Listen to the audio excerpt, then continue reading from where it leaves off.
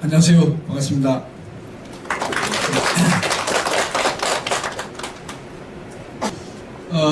요거 성당인데요. 보시죠. 네, 성 바실리 성당입니다. 우리 가는 데 있는 게 아니고, 이건 모스크바에 있는 거예요. 가장 아름다운 성당입니다. 그 다음에, 요거는요. 이건 성 소피아 성당입니다. 같은 정교회거든요. 같은 정교회인데, 요거는 그리스 정교. 이스탄불에 있는 그리스 정교이고, 요것은 러시아 정교입니다. 그래서, 요 동로마 정교, 요거는 그리스 정교인데, 같은 걸 도입했는데 약간 틀려요. 이게 성당도 약간 틀립니다.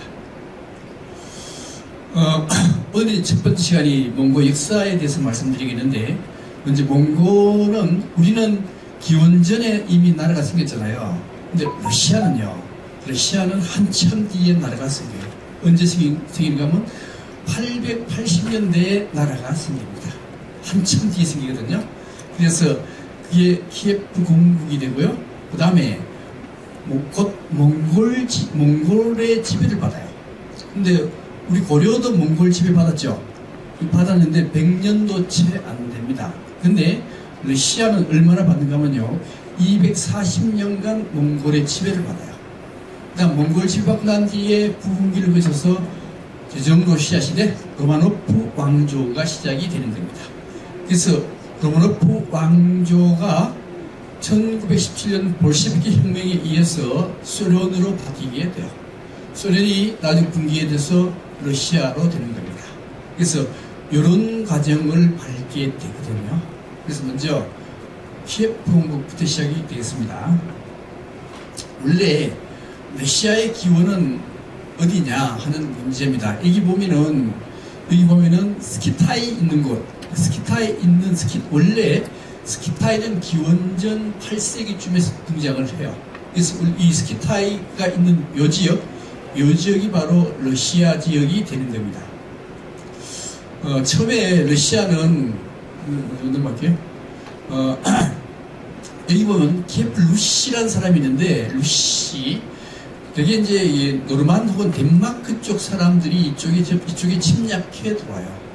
침략해 들어오는데 문제는 여기에 드네프르강 부근의 강변에 루시족이 원래 살았어요. 루시족. 그래서 러시아가 돼요. 루시족, 거기서부터 러시아가 생기게 되는 겁니다. 근데 거기에 이쪽 지역, 바이킹족이 이쪽으로 침략해 들어와서 여기를 지배하게 되는 거죠.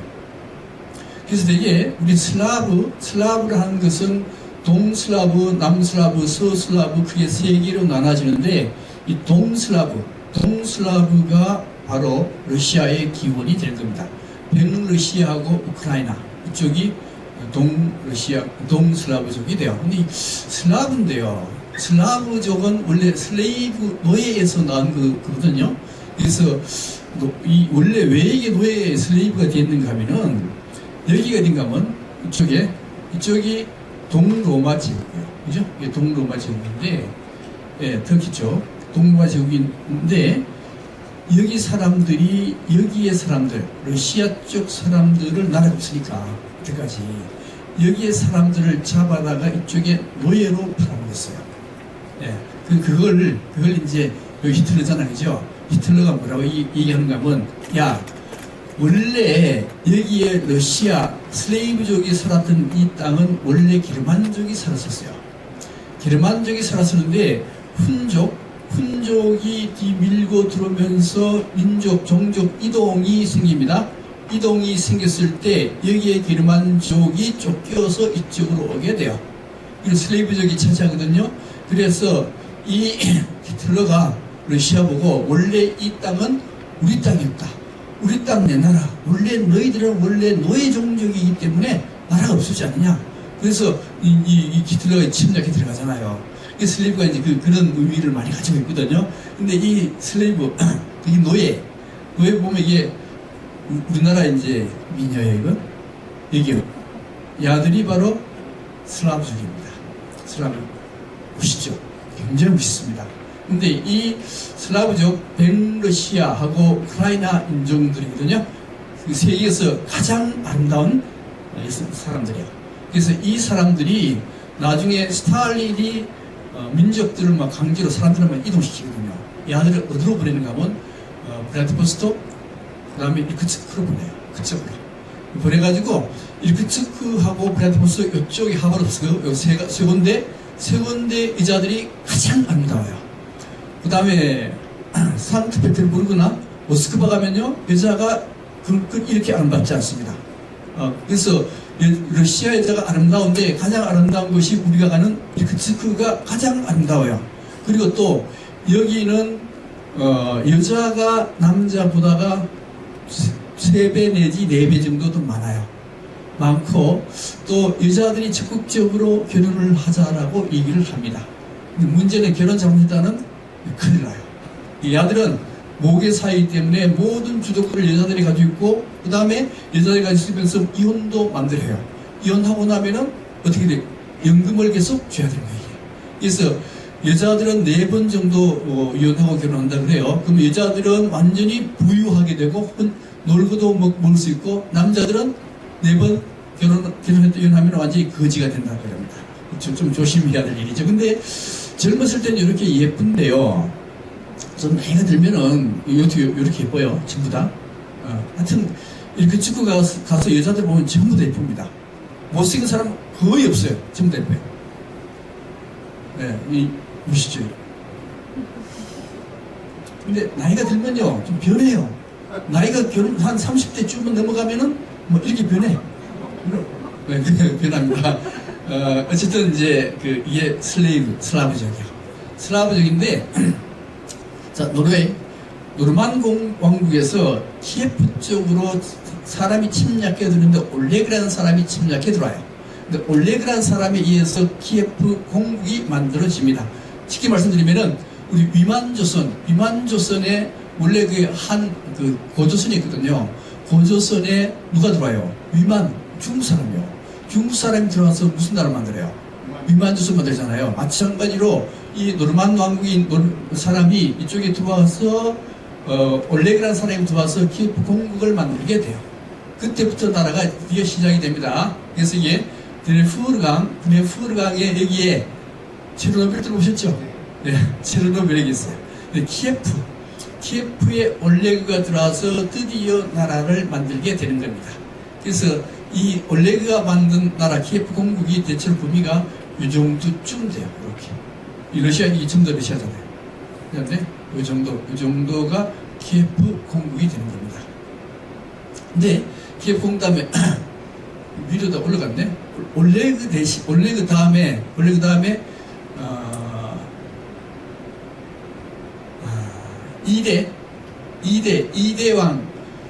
이대 왕인데 이대 왕이 대체로 이건 뭘 하는가 하면요.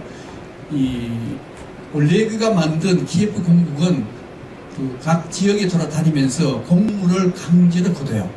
공물을 강제로 걷으면서 너무 걷다가 그만 이 주민들한테 붙잡혀가지고 나무에 거꾸로 매달려가지고 그만 가죽도 벗기고 해서 죽어버립니다. 죽자 여기에 그 다음에 죽고 난 뒤에 올가 여기에 부인이 이대 부인이 올가 있는데 올가가 자기의 3살 아들을 데리고 통치를 하기 시작합니다.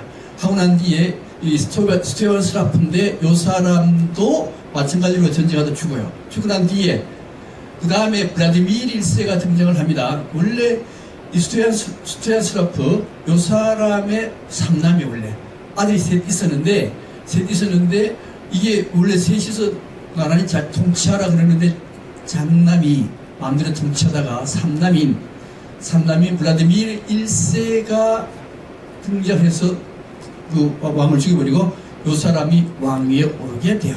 여기 언젠가 하면 978년, 아까 800년대, 800년대 지금 나라 생기잖아요. 그죠? 그래서 이게 4대 때가 블라디미르 1세가 되는데, 요때 뭐가 들어오는가 하면요, 그리스 정교가 요때 러시아로 들어오게 돼요. 이게 기독교도 러시아는 일찍 들어오는 게 아닙니다. 굉장히 늦게 들어와요. 아마 988년도에 들어올 겁니다. 요때 기독교가 들어오고, 그 다음에 왕이 누군가 하면, 그 다음 왕이 이 사람인데, 이 사람에 의해서 이 최초의 법전, 러시아의 법전이 만들면서 굉장히 최고의 황금기를 구가합니다.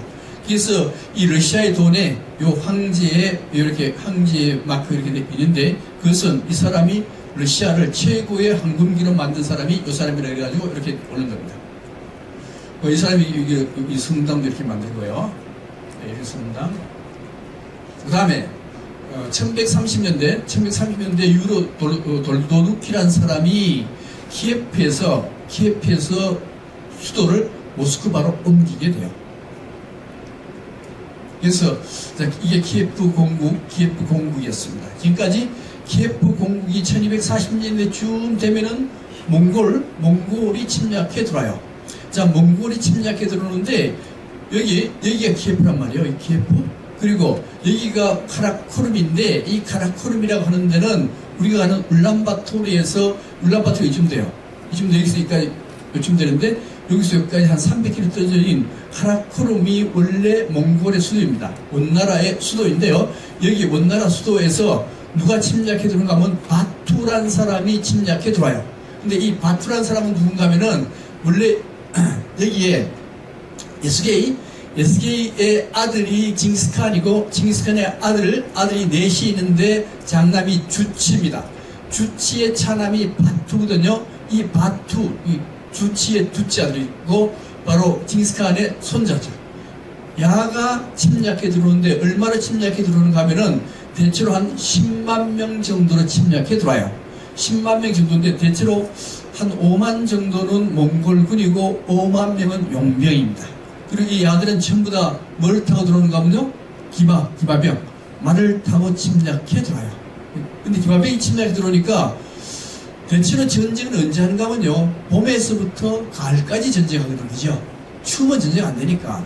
그런데 몽골병은 틀려요. 몽골병은 추울 때만 전쟁합니다. 그 이유는 뭔가 하면은 말을 타고 전쟁하거든요. 말을 타고 전쟁을 하기 때문에, 말은 장마가 지면 말을 달릴 수가 없어요. 얼음이 얼어야 말을 잘 달릴 수가 있거든요. 그래서 항상 몽골군은 겨울에 전투를 합니다. 그래서 만약에 몽골군이 침략해 들어올 때 여기서 반항하잖아요. 그죠? 야, 몽골군이 침략해 들어오는 이유는 하나밖에 없습니다. 공물을 바치라요. 항복해서 공물을 바치는데, 항복하면은 가만두지만 만약에 반항해서 전쟁을 한다면은 시도 안 맞지. 다 죽여버립니다. 모든 걸 다 죽여버려요. 살아있는 동물은 다 죽입니다. 그래서 만약에 카잔 공격할 때, 그때 그 도시의 전체 시민이 5만 명인데 5만 명 싹 다 죽입니다. 그다음 키예프도 침략해 들어와요. 키예프도 침략해 들어왔을 때, 그때도 그 부근에 전부 인구가 5만 명인데 4만 8천 명을 죽여버립니다. 죽이고 모든 건 다 약탈하고 불살하고 다 없애버려요. 이렇게 하는 전쟁, 이게 바로 몽골 전쟁이죠. 이렇게 엄청나게 약탈합니다. 약탈. 네, 이렇게 약탈해요.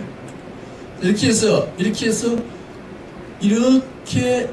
영토를 넓혔는데, 러시아 지역인 은감은 깁작한국이 러시아 지역을 다스린 지역입니다. 여기에 누가 다스린가 하면 징기스칸의 장남 주치가 다스리는 지역이에요. 마지막 전쟁이 그라나다 전쟁인데, 이 전쟁에서 헝가리 군대하고 싸우는 거거든요. 자, 헝가리 군대요. 여기에 몽골군입니다. 몽골군인데, 여기 강이 이렇게 흐르는데요. 그런데 그 다음날 몽골군인데, 여기 헝가리군은 여기 다리가 하나 있어요. 다리가 하나 있어가지고 몽골군이 여기다 군사를 집중해요. 그래서 헝가리 군대가 야들이 이 다리를 건널 모양이구나 하고 여기를 집중 수비하는데 실제는 밤에 이쪽으로 병력을 보냅니다.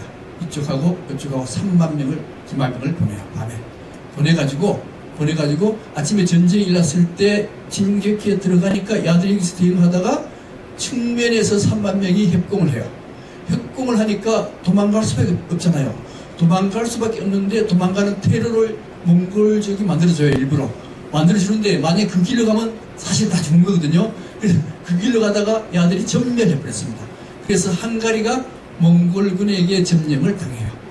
점령을 당하는데 이때 몽골의 황제가 사망함으로써 후퇴를 하니까 유럽은 그래도 살아남게 됩니다. 이런 전투. 그렇게 해서 러시아는 완전히 몽골군의 지배를 받게 됩니다.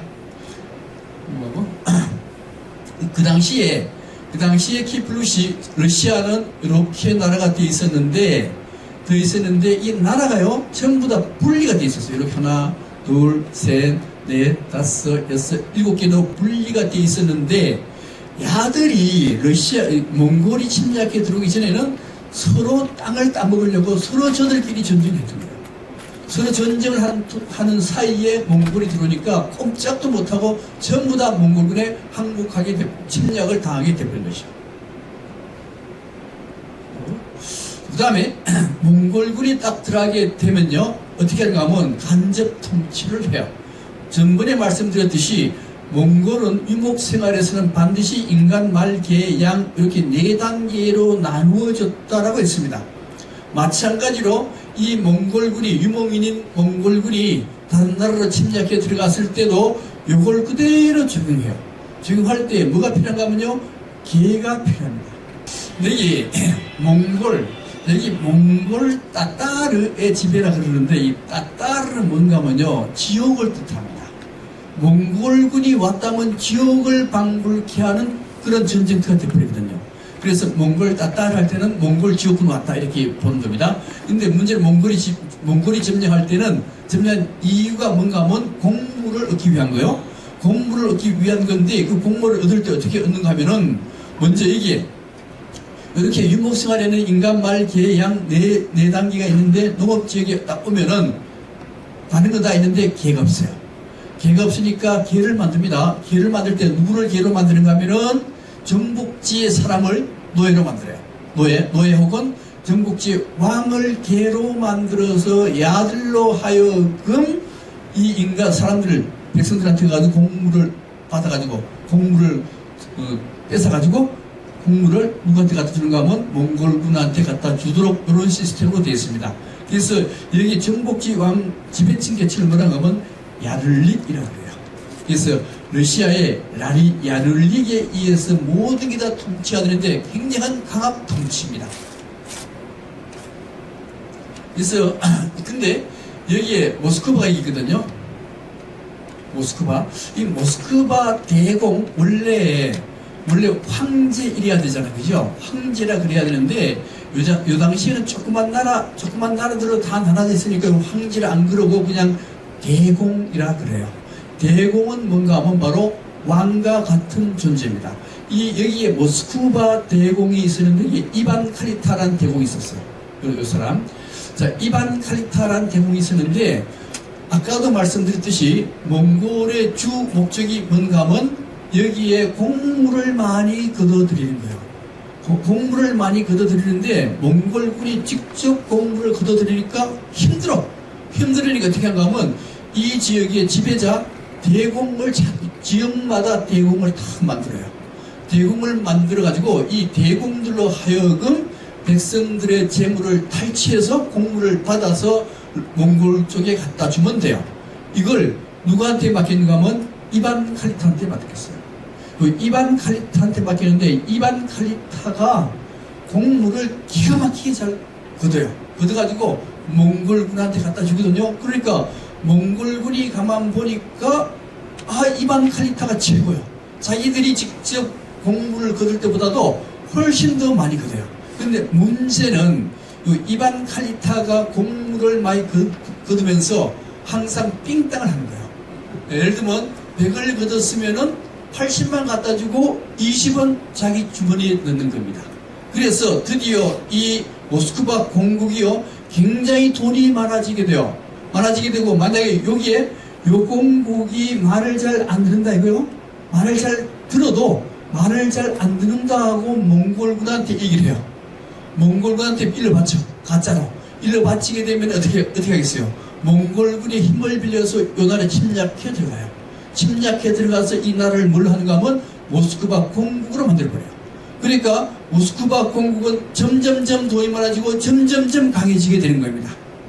그렇게 돼요. 이제 그 다음에 따를 몽골 지역군들이 들어왔을 때 처음 100년간은 정말로 어려운 시기였어요. 몽골군이 들어왔다 그러면 모든 걸 다 불살라버리고 없애버리고 모든 재물은 다 뺏어가버리고 이걸 거의 100년 동안 했던 겁니다. 고려 때는 몇 년 했는가 하면요, 한 30년 했어요. 고려 때는. 네, 30년 한 뒤에 고려가 항복하고 난 뒤에는 그게 없었는데 여기는 거의 100년간 그 일을 했던 겁니다. 그 뒤에 100년간은요, 여기에 몽골군이 계속 그렇게 못하거든요. 그래서 그 뒤에 100년간은 평화가 이루어지고, 그 다음에 몽골의 나라가 굉장히 넓잖아요. 넓으니까 이 몽골 이항국, 깁작항국이 굉장히 넓으니까 한국에 평화가 오고, 그리고 문화가 굉장히 세계적인 문화로 발전할 수 있는 기회가 주어졌던 겁니다. 그 다음에 한 가지인데요. 또 한 가지가 뭐가 있는가 하면 몽골이 240년간 러시아 다스리잖아요. 그럼 러시아를 그렇게 몽골군에 의해서 통치하니까 몽골은 원래 아시아잖아요. 그죠? 아시아요. 이게 러시아가 유럽화되지 못하고 아시아화 되버린 거예요. 네, 그런 단점도 가지고 있었습니다.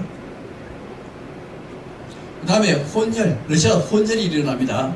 이게 폴란드이고, 여기에 혼혈, 몽골족과 그 폴란드, 러시아족과 혼혈된 민족이 요겁니다. 러시아가 어떻게 되게 멋있어요. 얘가 더 멋있죠. 혼혈적이도 멋있습니다. 근데 러시아 사람들이 굉장히 잘났어요. 그 다음에 몽골 지배가 이제 끝나갑니다. 1240년부터 1380년, 240년 동안 몽골 지배를 받아요. 근데 몽골 지배가 굉장히 혹독해요. 굉장히 엄합니다. 굉장히 법이 엄해. 법이 엄하니까, 법이 엄하다는 건 뭔가 하면요, 귀족 중심, 왕 중심, 귀족 중심으로 모든 게 다 통치됐던 시대가 몽골 침략입니다. 자, 몽골 지배기가 끝나는데 어떻게 끝나는가 하면요, 먼저 이반 3세가 등장합니다. 이반 3세가 등장하는데, 이미 아까 이반 카리타의 후손들이거든요. 이반 카리타가 어떻게 했는가 하면은 백성들한테 곡물을 탈취해서 빈 땅을 쳐가지고 지주머니에 집어넣고, 일부는, 나머지는 몽골 갖다 줬거든요. 그래서 모스크바 공국을 점점점 크게 만들었어요. 점점점 크게 만들고, 나라도 강력하게 부자로 만들었습니다. 자, 부자로 만들고 난 뒤에 몽골이 좀 약해졌죠. 약해졌을 때, 되게 한 1480년 가까이 됐을 때, 그때 여기에 이게 이반 3세입니다. 이반 3세한테 이 몽골 사신들이 와가지고 곡물 내놔라. 왜 안 바치느냐. 그러니까 이반 3세가 웃기지 말라니 곡물을 안 주겠다. 이렇게 해서 이반 3세가 드디어 곡물을 안 주고 몽골하고 전쟁을 시작한 겁니다. 전쟁을 해가지고 결국 몽골군을 물리쳐요. 그래서 이반 3세가 러시아 제국에서 첫 번째 차르가 돼요. 차르 들어보셨죠? 그죠? 차르는 어디서 나는가 하면, 차르란 칭호는 어디서 나오는가 하면은, 칼 대제 들어보셨죠? 칼 대제, 신성 로마 제국의 칼 대제인데요. 이 칼 대제는 신성 로마 제국의 황제를 뜻해요. 황제인 칼이 러시아어로 차르입니다. 차르는 그런 의미예요. 그래서 이반 3세에 의해서 차르 칭호가 지어지면서 몽골 지배가 종식되는 겁니다. 자, 그리고 난 뒤에 이거 넘어갈게요. 이반 3세의 장남이 바실리 3세요. 자, 바실리 3세 때 드디어 러시아란 국호를 쓰기 시작합니다. 자, 러시아란 국호를 쓰기 시작하고, 그 다음에 바실리 3세의 장남이 누군가 하면 이반 4세입니다. 자, 이반 4세는 바실리 3세가 좀 일찍 죽어요. 4살 때 죽습니다. 4살 때 죽으니까 그 왕비가 섭정을 합니다. 24살의 왕비가 섭정하는데 이 왕비의 능력이 보잘것없어요. 그래서 4년 뒤에 원인 없이 이 왕비가 죽어요. 섭정하는 왕비가 죽습니다. 죽으니까 야는 이반 4세 몇 살인가 하면요 8살이 돼요. 자, 8살이 되는데 이 문제는 이 왕족과 귀족들이 이반 3세 이 사람이 할아버지죠. 이반 3세 때 너무 큰 피해를 받았어요. 그래서 야를 가만 안 둡니다. 8살 된 애를 못 살게 그래요. 밥도 잘 안 줘. 옷도 잘 안 입히고 굉장히 괴롭혀요. 굉장히 치욕적인 생활을 하다가 그 다음 야가 13살쯤 돼가지고 왕족의 최고의 왕족을 잡아가지고 걔한테 물어뜯게 버립니다. 그때부터 13살 때부터 드디어 이 이반 4세가 집권을 하기 시작하는데 굉장히 잔혹해요. 그래서 이 사람을 일명 이반 뇌제라고도 합니다. 어마어마하게 잔혹한데 요 잔혹한 걸 누가 본다는가 하면요 요 사람 스탈린이 굉장히 증명했어요. 그래서 스탈린도 굉장히 잔혹한 정책을 썼습니다. 누구한테 배워서? 이 사람한테 배워가지고. 근데 이 사람 원래 전반기 굉장히 한 40년 정도 통치하는데 전반기 20년 동안은 왕비가 누군가 하면요 아나스타샤라는 왕비요. 이 아나스타샤의 왕비가 있을 때는 정말로 정치를 잘했어요. 기업 정책도 많이 썼습니다. 근데 이 아나스타샤가 죽어요. 죽는데 그걸 지켜본 이반 4세는 독살되지 않았을까라고 의심을 해요. 네. 그래서 일단 죽고 난 뒤에 이반 4세는 성격이 완전히 바뀝니다. 완전히 바뀌어가지고 자기 반대하는 사람을 다 처단해버려요. 그러면서 한 번은 이렇게 합니다.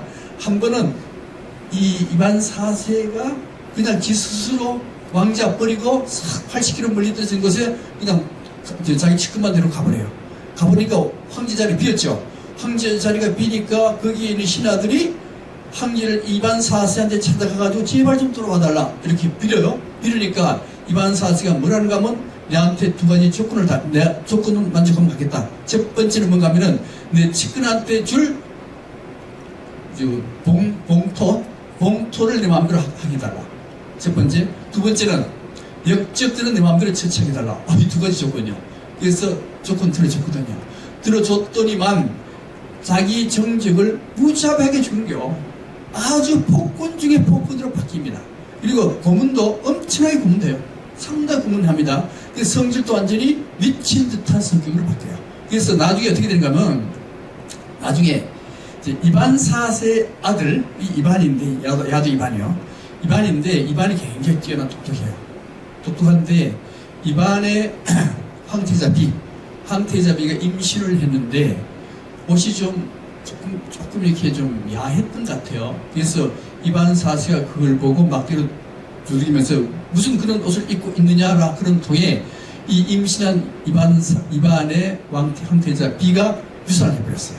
유산하니까 이 아들 이반이 그걸 항의했어요. 항의하니까 이반이 지팡이로 아들을 두들겨 패가지고 죽어버렸어요. 죽어버리니까 그 다음에 들어설 대가 그렇게 버려요. 아들 죽었지, 임신한 손자 죽었지, 다 죽어버리거든요. 자, 그렇게 해서 드디어 이 나라는 드디어 망하게 되는 겁니다. 아들이었으니까. 네, 로마노프. 그 다음에 이어나는 게 뭔가 하면 로마노프 왕조가 돼요. 그래서 드디어 여기까지 끝나고 로마노프 왕조가 들어서게 되는 겁니다. 로마노프 왕조. 동란시대 요 사이에 요 동란시대라는 게 있는데요. 동란시대는 넘어갈게요.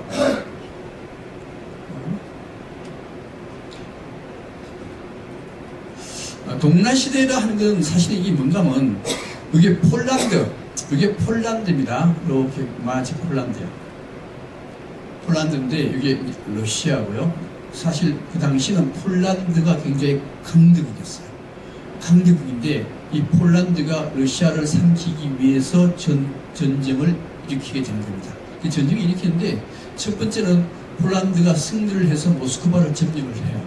점령하는데 근데 이때 점령을 하면서 총대주교, 이 총대주교입니다. 폴란드 장군이고요. 총대주교한테 강제적으로 러시아가 드디어 폴란드 땅이 됐다라고 서명하라니까 서명 안 합니다.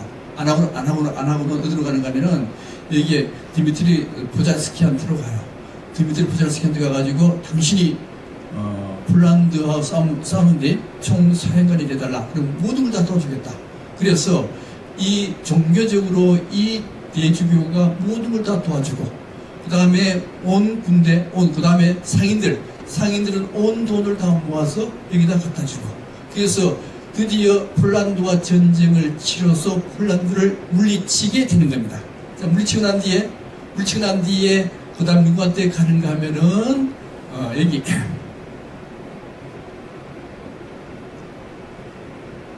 로마노프? 여기죠. 여기 미하일 로마노프한테 가가지고, 여기 로마노프의 어머니요. 가가지고 당신이 황제에 올라달라. 탄원을 합니다. 원래 이 사람들도 폴란드 침략 시기에 유폐됐어요. 수도원에 유폐되어 있었는데 이 러시아 사람들이 전쟁이 이고 난 뒤에 이 사람들 찾아가서 황제가 되어달라 그래서 드디어 황제로 등극을 하게 되는데 이 사람이 미하일 로마노프입니다. 그리고 아버지는 이게 주교인데요. 아버지는 주교요. 나는 나이가 어리거든. 그러니까 황제가 둘이 되게 돼요. 둘이 되게 되는데 나중에 미하일 로마노프가 드디어 하나 자기가 정권을 장악하게 되는 겁니다. 자, 로마노프의 아들이 알렉세이고, 알렉세이의 아들이 표도르입니다. 표도르 들어보셨죠? 격투기 하는 선수 표도르. 이 사람인데, 근데 문제는 이 미하일 로마노프의 손자 표도르는 일참 굉장히 병약해서 일찍 죽습니다. 죽고 난 뒤에 표트르 대제가 등장하는데요. 원래 표트르는 장남이 아니에요. 장남은 이반이라는 장남이 또 있었어요. 그게 16살이고 야는 10살이었습니다. 누구를 황제로 쓰는가 하면 이반 표도르의 장남은 16살이긴 하지만은 거의 장남에 가까웠고 그 다음에 걸음도 절름발이고, 그래서 누구를 황제로 쓰는가 하면요, 표트르를 황제로 세우니까 가를 따르는 사람들이 안 된다 해가지고 이반도 같이 황제가 돼요. 그래서 황제가 둘이 되는 거예요. 둘이 되는데 장남은 10년 만에 죽습니다. 죽고 난 뒤에 표트르가 드디어 혼자 황제가 됐어요. 황제가 되는데 이 황제가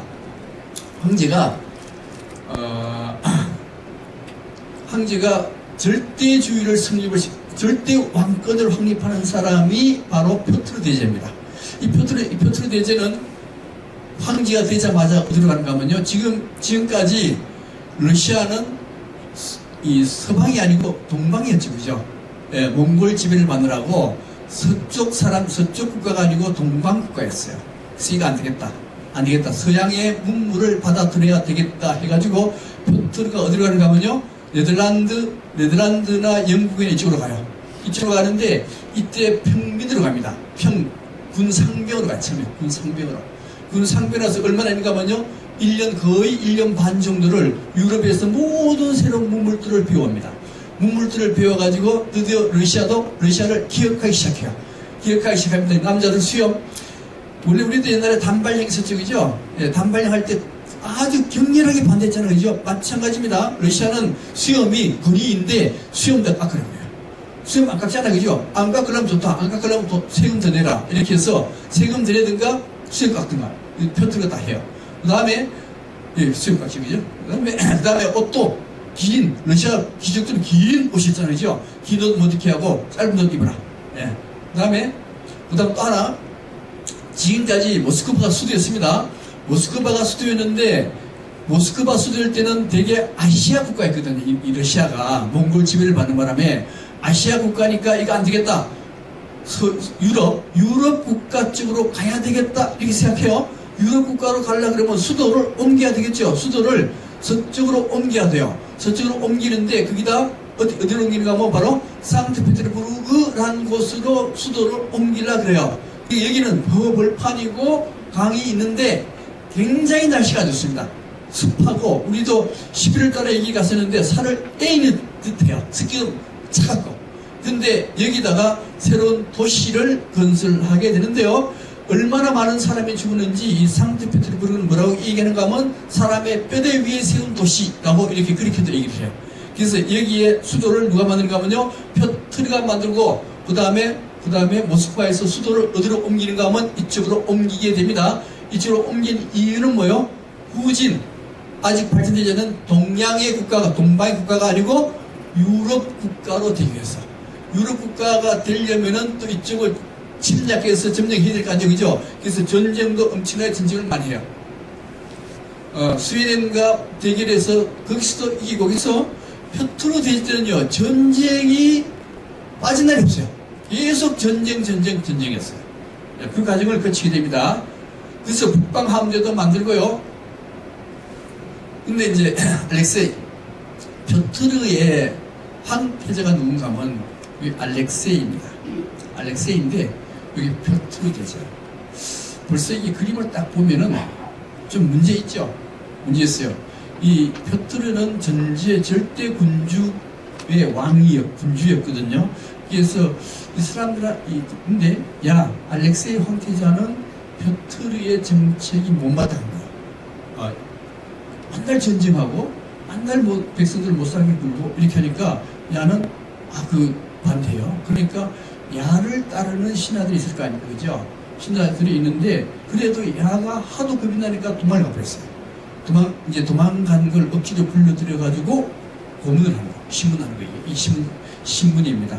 신문인데 그 신문의 내용이 뭔가 하면 반역 관계를 신문을 해요. 그래서 표트르가 나중에 감옥에 넣고 고문을 해가지고 판결이 내리기도 전에 야가 죽어버려요.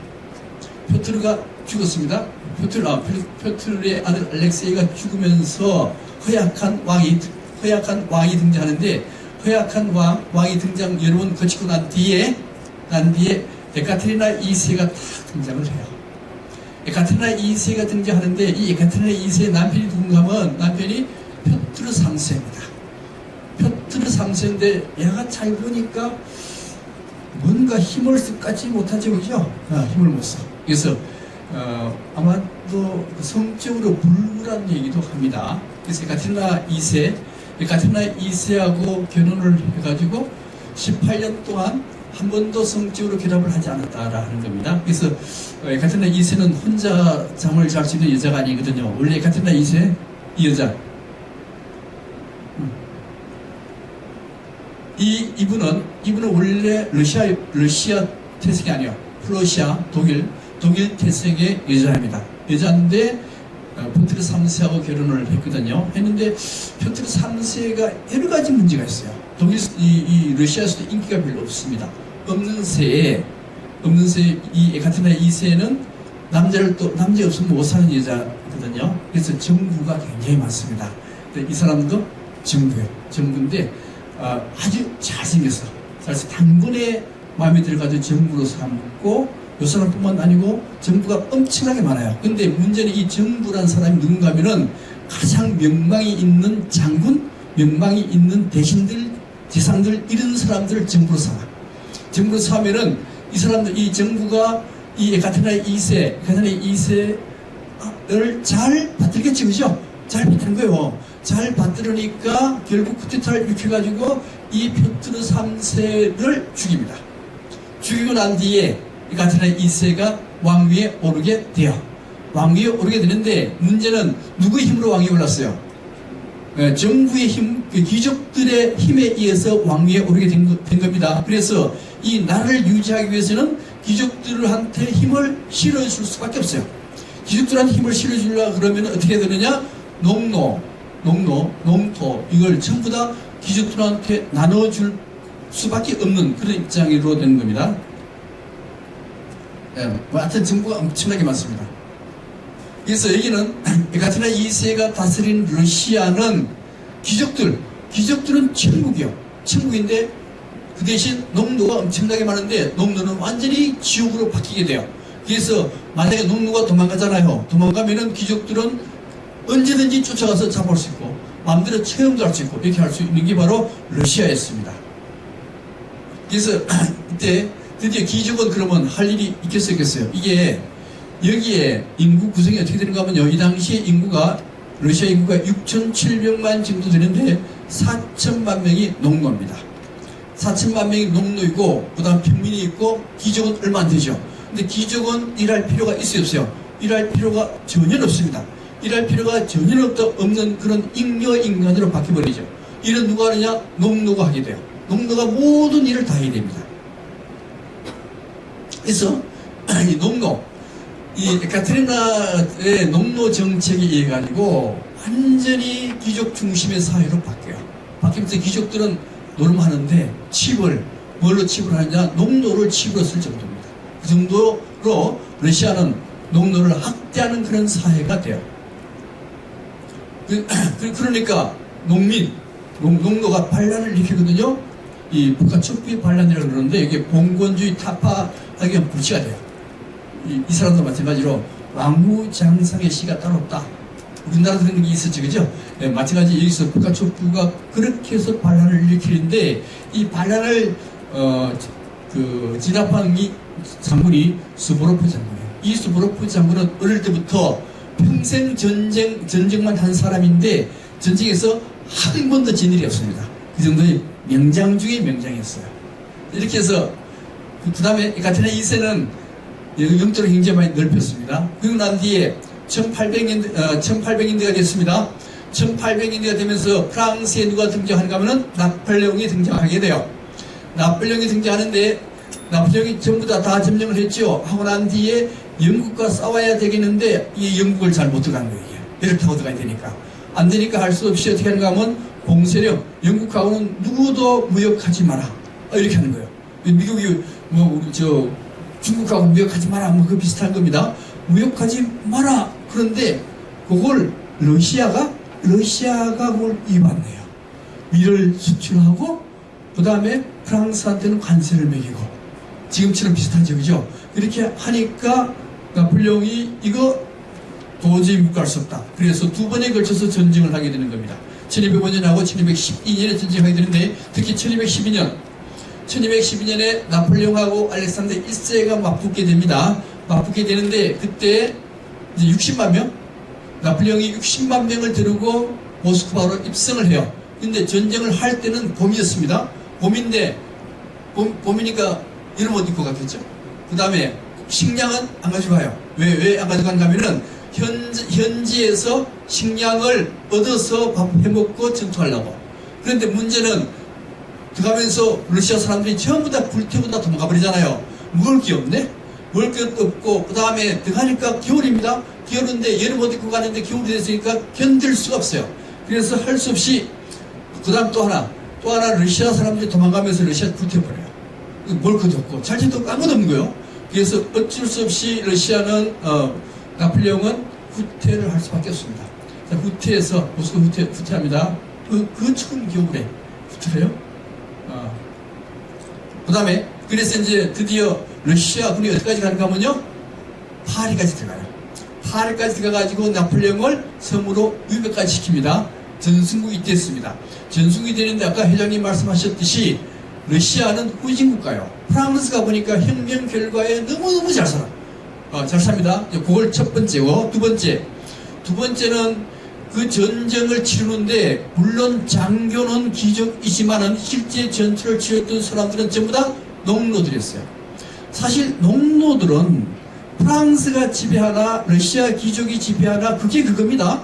그게 그거이기 때문에 목숨을 내놓고 싸울 이유가 원래 없어요. 없는데도 불구하고 이 전쟁에 가장 큰 공을 세운 사람들은 러시아 농민들이었습니다. 러시아 농민들에 의해서 이 프랑스한테 전쟁을 이겼거든요. 이걸 소설로 쓴 게 누군가 하면요, 돌스토이의 전쟁과 평화라는 소설입니다. 예, 농민이었죠. 그 다음에 그리고 난 뒤에 러시아가 팽창하기 시작해서 이만큼 다 사할린까지 다 이렇게 에너지까지 다 차지하게 돼요. 그 다음에 차지하고 난 뒤에 크림 전쟁을 하게 됩니다. 크림 전쟁이라고 하는 건가 하면 여기 크림 반도죠. 크림 반도인데 러시아는 항상 최고의 정책 가치가 뭔가 하면 해양 남방 진출입니다. 얼지 않는 항구를 구하는 거거든요. 근데 여기 보면 여기에 흑해가 있어요. 흑해가 있고 이 러시아 땅이니까 여기 요 해협을 통과를 해야 돼요. 해협을 통과해야 되는데 또 하나 영국과 프랑스는 러시아가 절대로 부동항을 얻지 못하는 정책이 영국과 프랑스입니다. 그래서 그 결과로 전쟁을 했던 거거든요. 전쟁했는데 이때 이쪽은 바로 철도를 이용하고 이거는 마차 이용하는 전쟁이요. 전쟁에서요, 이 기술이 너무 낙후됐어요. 러시아가 표틀에 의해서 서방화 노력을 했지만은 결국 이 발달된 러시아나 프랑스한테 기술력으로 도저히 이길 수가 없어서 러시아가 집니다. 지고 난 뒤에, 자, 이 지고 난 뒤에 진 이유가 뭐냐 하는 문제인데 여기 농노 문제였어요. 아까도 말씀드렸죠. 농노 전체 인구 6,700만 명 중에 4천만 명이 농노입니다. 나머지는 전부 다 놀고 먹는 사람들이요. 그 농노들이 열심히 일해야 되는데 열심히 일하지 않으면은 러시아는 절대로 부강한 국가가 될 수 없습니다. 그러니까 또 농노가 열심히 잘 일 안 하잖아요. 그래서 알렉산더 2세는 근본적인 문제가 뭐냐? 바로 농노 문제였다는 겁니다. 그래서 이 알렉산드리아 2세에 의해 가지고 농노 해방령이 탁 내려요. 농노 해방령이 내리는데 문제는 농노 해방을 하고 난 뒤에 어떻게 해야 돼요? 땅을 줘야 될 거 아니에요. 땅을 줘야 되는데 땅을 그냥 안 줘요. 안 주고 땅을 영주들한테 땅을 뺏을 수도 없어. 그러니까 농노 너희들이 해방시켜 줄 테니까 너희들이 돈을 벌어서 땅을 사랍니다. 이게 잘 안 되는 거예요. 이게 농노가 어디 가서 돈 벌어요. 그러니까 농노보다 더 비참한 생활을 할 수밖에 없어요. 그러니까 제대로 안 되니까 알렉산더 2세가 살해당해요. 폭탄 던져가지고 마차에 폭탄 던져서 알렉산더 2세가 살해당합니다. 그 다음에 알렉산더 3세에서 산업화가 이루어져요. 그래서 알렉산더 3세에 가지고 여기에 드디어 시베리아 횡단열차가 이렇게 만들어지게 됩니다. 그 다음에 러시아 혁명입니다. 러시아는 아까도 말씀드렸듯이 봉건 영주들에 의해서 다스려지던 나라입니다. 봉건 영주들의 경우에는 봉건 영주가 이렇게 살고 그 다음에 여기에 이 땅은 농노들이 생활해서 지들이 먹고 살고 그 다음에 여기는 영주의 땅인데 요 농노들이 와서 영주의 땅을 다 재배해 줘야 돼요. 이런 생활이었습니다. 이런 생활. 그래서 여기 보면은 이게 농노입니다. 농노고 요게 봉건지주입니다. 봉건지주. 요게 부르주아지. 예. 근데 농노가 이 사람들을 다 먹여 살려야 돼요. 엄청 힘들죠. 원래 이 러시아의 경우는 이 체제가 언제부터 생기는가 하면 몽골 침략기부터 생겼던 거예요. 몽골 침략기에서 러시아 농민들은 이거였어요. 이거고 요거는 누군가 하면은 요거는 몽골, 요거는 러시아의 영주들 이렇게 된 거예요. 이게 나 산업화가 되면서 여기 뭘로 바뀌었는가 하면요, 부르주아시 자본가가 된 겁니다. 자본가? 자, 자본가 되는데 그래서 이게 지금 러시아의 상황은 영주 계급하고 이게 찰 황제 밑에 봉건지주 영주가 있었고 그 밑에 농노가 있었는데 산업화가 되면서요, 이 봉건지주가 자본가가 돼요. 이 부르주아의 자본가입니다. 자본가. 그 다음에 봉건지주는 이 해방농민을 착취한 계급으로 바뀌어요. 그러니까 여기 농노가 해방농민 되잖아요. 그죠? 해방농민 되는데 이걸 착취해서 노예화 시켜버려요. 그래서 이런 관계가 되는데 그래서 마르크스는 요 관계가 이루어지면은 반드시 혁명이 일어난다고 봤습니다. 그 혁명이 어떻게 진행되는가를 볼까요?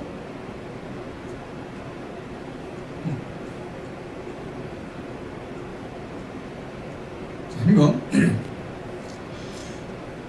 이제 막스가 소련의 혁명이 일어난 걸 마치 예상을 했듯이 이런 과정을 밟게 된다라고 이 얘기를 했어요. 어떻게 되는가 하면은, 이것은 이제 마르크스의 정치 자본론의 주 핵심 내용입니다. 자본론 들어보시죠? 자본론 그 핵심 내용이요. 마르크스가 자본론 쓸 때는 제 1권이 3,000페이지, 2권, 3권, 3,000페이지 정도 돼요. 내용이 굉장히 방대합니다. 방대한데 그 다 읽어보기는 어려우니까 핵심만 얘기하면 이래요. 이 마르크스의 자본론에 의하면은 헤겔의 변증법이 적용됩니다. 헤겔의 변증법이 어떻게 적용되는가 하면요. 여기에 처음에 우리가 살 때는 석기 시대는 공동 생산을 했어요. 공동 생산해가지고 서로 사이좋게 나눠 먹었습니다. 나눠 먹었는데 나라라는 게 생겼어요. 고대 국가, 특히 로마 제국 보겠습니다. 자, 로마 제국이 생기는데 이 로마 제국에 의해서는 로마 제국에서 누가 농을 생산을 하는가 하면 전부 다 노예가 생산하는 거예요. 노예가 생산하고 주인은 먹고 놉니다. 오로지 로마의 주인들은 로마인들은 뭘 했는가 하면요, 노예들이 해가지고 오면은 그걸로 빵을 배불리 먹고, 그 다음에 노예들이 노는 그 검투장에서 하는 그걸 보면서 즐기는 것밖에 안 하는 게 노예입니다. 주인들이요. 그러니까 여기에 주인은 정이고 노예는 반이죠. 반입니다. 노예들이 항상 노예로 만족하는가 하면 그게 아니라는 거예요. 한 노예는 항상 주인에 대해서 반대적인 생각을 하는 거예요. 다른 사회가 왔으면 이렇게 하는 겁니다. 그래서 정반합에 의해서 로마가 노예에 의해서 원래 망해요. 로마가 물론 게르만족, 훈족 여기서 망했다 그러지만은 실제는 로마가 망한 것은요, 노예에 의해서 망했다라고 얘기를 합니다. 그 이유가 뭔가 하면 이 로마인들은 노예들이 해주는 걸 먹고 살기 때문에 아무도 할 수 있는 기술이 없어요. 근데 노예들은 뭐든지 다 합니다. 그래서 결국 로마는 노예에 의해서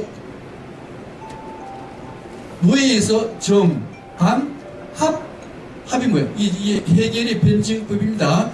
여기에 정이 있으면은 여기에 반대되는 게 있어가지고 정반에서 새로운 세계가 펼쳐져요. 새로운 세계가 펼쳐지는데 이게 뭔가 하면요, 노예에 의한 생산이 뭘로 바뀌는가 하면요, 농노에 의한 생산으로 바뀝니다. 좀 발전했죠?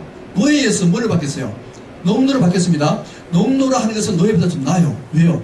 마음대로 결혼할 수 있고, 애도 마음대로 할 수 있고, 뭐 이런 것 되거든요. 주거는 제한됩니다. 마음대로 옮기질 못해요.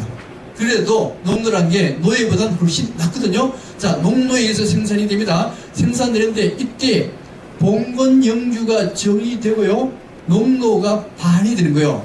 근데 봉건 영주도 마찬가지로 자기가 생산하는 게 아니잖아요. 그죠? 생산하는 게 아니고 누가 생산해요? 농노가 생산하는 걸 뺏어서 먹고 사는 거예요, 이게. 그러니까 결국 농노가 항상 반대하니까 반대를 세게 하면은 새로운 세계가 열릴 수밖에 없는데, 그 새로운 세계가 뭔가 하면요, 정반합에서 자본주의가 열리는 겁니다. 자, 자본주의가 열리게 되는데, 이 자본주의에서는 자본가가 정의되고 노동자가 뭐가 돼요? 노동자가 반이 되는 거예요. 반이 되는데 마르크스에 의하면은 우리는 노동자 그러면은 조금 경시하는 경향이 있죠. 그죠? 노동자가. 그래서 근로자로 점잖게 바꾸는데, 마르크스에 의하면 노동자를 뭘로 얘기하는가 하면, 가치를 창조하는 것은 노동 행위에 의해서만 가치 창조가 된다. 만약에 노동을 하지 않는 거라면은 그것은 가치 창조를 할 수 없다. 따라서 노동이야말로 책으로 신성한 것이다. 노동자가 하는 그 일은 책으로 신성한 일이다. 왜? 가치를 창조한 것이기 때문에. 그런데 자본가라고 마르크스인가 하면은, 자본가라고 하는 사람들은 가치 창조하는 게 아니고 노동자가 가치 창조한 것을 빼앗는다. 예, 빼앗는다. 빼앗아서 생활하기 때문에 노동자가 언제까지 참을 수 있느냐? 안 참는다. 안 참고 바로 혁명이 일어날 수밖에 없다. 때가 되면 혁명이 일어나는데, 그 혁명이 뭔가 하면 바로 공산주의로 되는 것이다. 이런 겁니다. 자, 공산주의로 된다는 거예요. 그런데 공산주의에서도 문제가 생겨요. 공산주의도 원래는 이 노동자가 모든 걸 다 그날 잡았잖아요. 잡고 생산 분배 전부 다 공동으로 했어요. 했는데 여기 공산주의도 지배층과 비지배층이 생겨요. 지배층과 비지배층이 생기는데 이 비지배층의 노동에 의해서 지배층이 뺏어서 먹고 살아요. 그러니까 이것도 제대로 새로운 사회로 갈 수밖에 없다라 그러는 거예요. 없는데 이거 이제 그 서울대에 김수행 교수라는 분이 있습니다. 자본이 막스즘 한 분인데 지금은 성공회대 석좌 교수로 계시는데 그분이 뭐라 그러는가 하면은 이 러시아의 공산주의는 초창기에는 공산주의를 따랐는데 나중 되면은 이게 자본주의화 되버렸다. 자본주의화 되면서 러시아 공산주의는 실패했다. 이렇게 얘기합니다. 그리고 또 한 가지는 현재 상태. 현재 상태, 우리 사회는 이 사회죠, 그죠? 이 사회인데 그분이 뭐라고 이 얘기를 한가 하면은 지금의 자본주의는 이미 거의 생명을 다해가고 있다. 생명을 다해갈 때는 위기 상태가 되고 위기 상태에서 조금 더 지나면 공황이 된다는 겁니다. 공황. 원래 공황이 언제 일어나는가 하면 1929년에 대공황이 일어나요. 대공황이 일어났을 때 뉴딜 정책을 쓰는데 이 뉴딜 정책이라고 하는 게 뭔가 하면요 사회주의 정책입니다.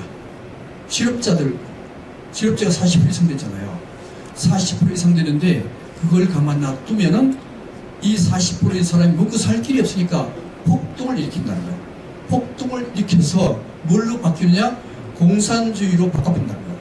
그렇기 때문에 뉴딜 정책이라고 하는 것은 사회주의 사상을 그대로 집어넣는 거예요. 사회주의 사상이 뭡니까? 실업자 구제해야 될 거 아니에요. 실업자 구제하려고 그러면은 사회보장제도를 다 확대해줘야 돼요. 그렇게 해서 나는 정책이 뉴딜 정책이라고 하는 겁니다. 그러면서 그분이 김수행 교수님이 뭐라고 얘기하느냐? 지금 사회는 위기 상황을 넘어서 공황 상태로 들어갔다. 이렇게 얘기합니다. 공황 상태로 들어가 있기 때문에 이걸 그냥 방치하면 안 된다는 거예요. 그냥 방치하면 안 되고 뉴딜 정책 같은 정책을 쓰지 않으면 새로운 세계, 자본주의를 넘어서는 새로운 세계가 등장할 수밖에 없다. 그래서 어차피 자본주의는 거의 수명을 다했기 때문에 새로운 세계, 새로운 사회가 등장을 할 것인데 그 새로운 사회는 아마도 공동생산, 공동분배적인 성격이 아니겠는가라고 얘기를 했었어요. 근데 일단 이 마르크스의 혁명이론, 이거 혁명이론, 노동자 계급 정반합에 의해서 뭐 나는가 하면 공산주의가 이 자본론을 쓴 거거든요. 이거에 의해서 레닌이 혁명을 일으키게 되는 겁니다.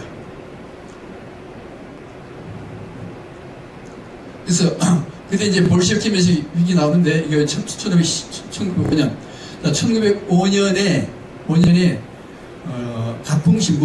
가풍신부가 이제 노동자 해고됐어요. 노동자 해고됐는데 그걸 항의하기 위해서 황제한테 가서 항의하다가 총탄 세례를 받습니다. 총탄 세례를 받고 난 뒤에 혁명을 일으키는데 이때 볼셰비키하고 맨셰비키가 분열하면서 이 제1차 혁명은 실패합니다. 그 다음에 제2차 혁명이 되는데요. 제2차 혁명은 1917년입니다. 1917년이라 그러면은 제1차 세계대전 중이에요. 제1차 세계대전 중이니까 전부 다 군수품으로 다 징발당했으니까 먹고 마실 게 없어요. 그래서 배급제를 합니다.